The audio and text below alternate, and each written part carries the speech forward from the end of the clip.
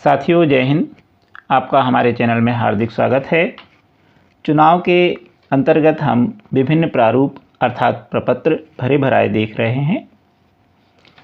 हमारे वीडियो का मुख्य उद्देश्य है कि आगामी चुनाव में आप सभी शिक्षक कर्मचारी जो आपको सामान्य प्रशिक्षण आपको जो दिया गया है, उसके अंतर्गत आप मतदान को सफलतापूर्वक संपन्न करा सकें। आज के इस वीडियो में हम 17 बिंदु प्रेक्षक रिपोर्ट स्क्रूटनी प्रपत्र देखेंगे। लोकसभा 2024 में 17 बिंदु और 25 बिंदु स्क्रूटनी प्रपत्र भरना है, PS 05 नहीं भरना है। तो सबसे पहले आप लोकसभा जो आपका क्षेत्र है उसका नाम और नंबर भर दीजिए, जैसे हमने 07 दमोह भर दिया। विधानसभा क्षेत्र का नाम और नंबर भर दीजिए, जैसे 55 दमोह। मतदान केंद्र का नाम और नंबर जो आपका हो वो भर दीजिए। मतदान की दिनांक भर दीजिए। तो इस तरह बड़े आसानी से भर दीजिए। अब पहला बिंदु है मतदान केंद्र में कुल नियत निर्वाचक। तो जो आपकी चिन्हित प्रति है उसके अनुसार आप पुरुष संख्या, महिला और तृतीय या अन्य की संख्या लिख दीजिए। हमने यहाँ पर भर दी, जैसे 520, 410 और 00। यहाँ पर EDC आपको नहीं जोड़ना है। दूसरा बिंदु है मतदान केंद्र में मताधिकार का उपयोग करने वाले जो है मतदाताओं की संख्या। तो पुरुष 315 धन, मान लीजिए 5 पुरुष EDC में है तो धन करके आपको लिखना है, क्योंकि जो प्रतिशत है उसमें EDC मतदाता नहीं जुड़ेंगे।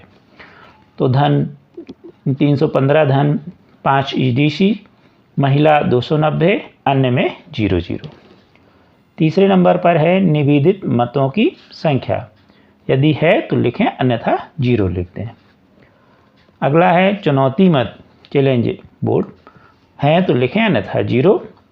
CSV जो प्रॉक्सी मतदाता है उनकी संख्या लिख दें, 0 है। आपके यहाँ जितनी हो उतनी लिखें, नहीं तो 0 लिखें। एपिक के आधार पर तो आप जो मतदाता रजिस्टर है उसके अनुसार एपिक वालों की संख्या गिन लें। तो एपिक की संख्या है 420। अब कुल कितनी संख्या है उसमें से 420 हम हटा दें तो अन्य वैकल्पिक जो दस्तावेज है उनकी संख्या आ जाएगी, तो हो गई 190। अब नियम 49O के अधीन मत जो है ना देने का जो निश्चय निर्वाचकों की संख्या, मत ना देने वाले निर्वाचकों की संख्या, तो यहाँ पर हो तो लिखें, अन्यथा 0। मतदान में उपस्थित जो मतदान अभिकर्ता हैं, पोलिंग एजेंट हैं, जितने हों आपके यहाँ वो लिख दें, उनकी संख्या लिख दें।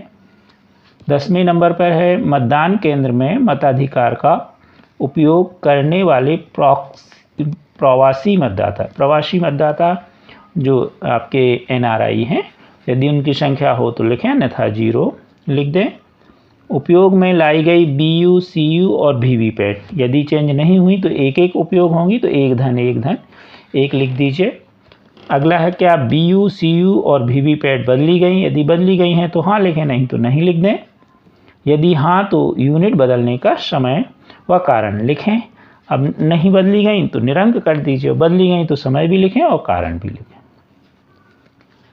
ASD जो वोटर हैं उनकी जो सूची है आपको पहले मिल जाती है, तो उस सूची में देख लें कितने ASD मतदाता हैं, तो उनकी संख्या लिख दें। मान लो 5 है तो 5 लिख दें।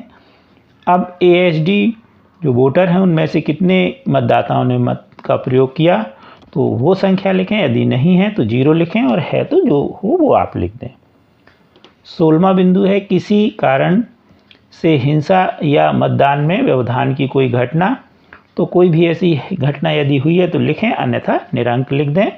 और 17वां बिंदु है मतदान केंद्र के संबंध में प्राप्त शिकायतें। यदि हों तो लिखें, अन्यथा निरंक लिख दें। तो इस तरह 17 बिंदु का यह प्रपत्र आपको भरना है।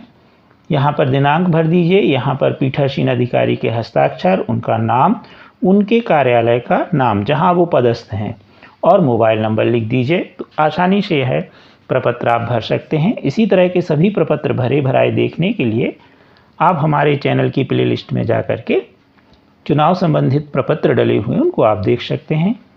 कृपया हमारे चैनल को सब्सक्राइब कीजिए तथा वीडियो को लाइक एवं शेयर अवश्य कीजिए। Thank you.